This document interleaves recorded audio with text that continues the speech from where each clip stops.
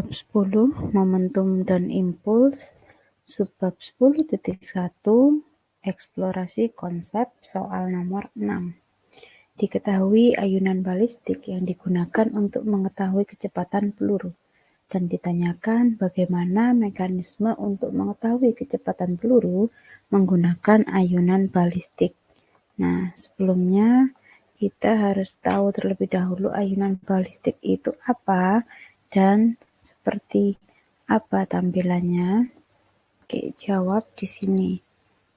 Ya, di sini sudah saya berikan gambar dari ayunan balistik.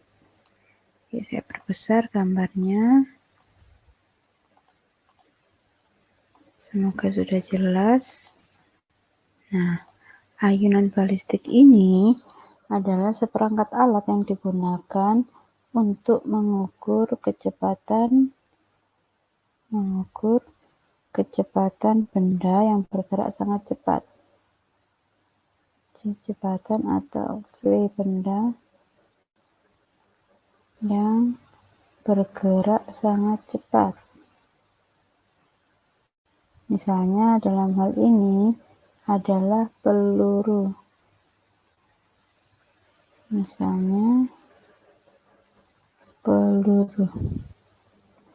Nah, mekanisme ayunan balistik adalah sebagai berikut.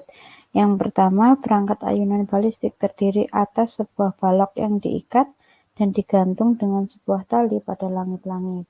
Jadi ini baloknya ada satu, dan kemudian diikat dan digantung dengan sebuah tali pada langit-langit. Kemudian sebutir peluru dengan kecepatan awal Vp ditembakkan hingga tepat mengenai balok terikat tersebut.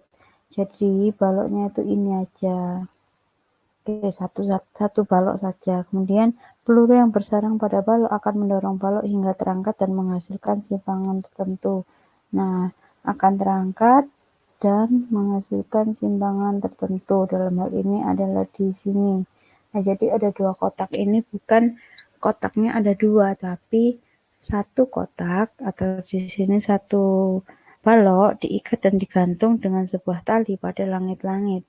Dengan kondisi awal seperti ini, kemudian sebutir peluru dengan kecepatan awal Vp ditembakkan hingga tepat mengenai sasaran balok terikat tersebut. Nah, peluru yang bersarang pada balok ini akan mendorong balok hingga terangkat dan menghasilkan simpangan tertentu. Simpangan tertentu ini adalah kondisi akhir dari balok yang diikat dan digantung pada langit-langit tadi.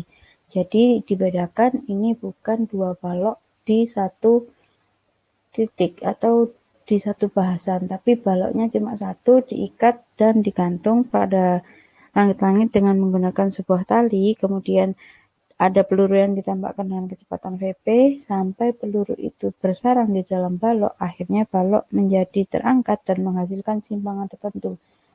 Ini adalah kondisi awal dan ini adalah kondisi akhir. Kemudian peluru dan balok dapat bergerak bersama dengan kecepatan yang sama, yaitu sebesar V aksen. Jadi di sini ada M peluru. Di sini ada V di sini ada Vp, kemudian di sini ada massa balok. Di sini juga ada. Oke. Jadi dari massa balok saya warna hijau. Nah, massa balok di sini, satu balok diikat dan digantung pada langit-langit. Kemudian di sini ditembakkan peluru dengan kecepatan Vp hingga bersarang masuk ke dalam balok. Peluru memiliki massa. Nah, setelah bersarang di dalam balok dan tepat sasaran yang dituju, peluru ini akan mendorong balok hingga terangkat dan menghasilkan simpangan tertentu, yaitu di sini. Nah, ini kondisi 1, ini kondisi 2. Nah, begitu ada di kondisi 2, V-nya sudah bukan Vp lagi, tapi V aksen, yaitu V yang dialami oleh balok dan juga oleh peluru. Mengapa demikian? Karena peluru tadi setelah ditembakkan bersarang di dalam balok. Jadi ketika balok itu terangkat dan menuju posisi kedua atau posisi akhirnya, peluru juga ada di dalam balok. Sehingga untuk kondisi akhir, itu massanya adalah massa peluru ditambah massa balok. Nah, dari sini kecepatan gerak balok dengan peluru yang bersarang di dalamnya memenuhi persamaan pada hukum kekekalan momentum, yaitu sigma P sama dengan sigma P aksen, di mana sigma P itu MP Vp ditambah MP Vp. Hasilnya adalah massa peluru ditambah massa balok dikali V aksen. Jadi ini adalah persamaan untuk peluru yang bersarang di dalam balok. Sehingga peluru ini dapat dihitung kecepatannya.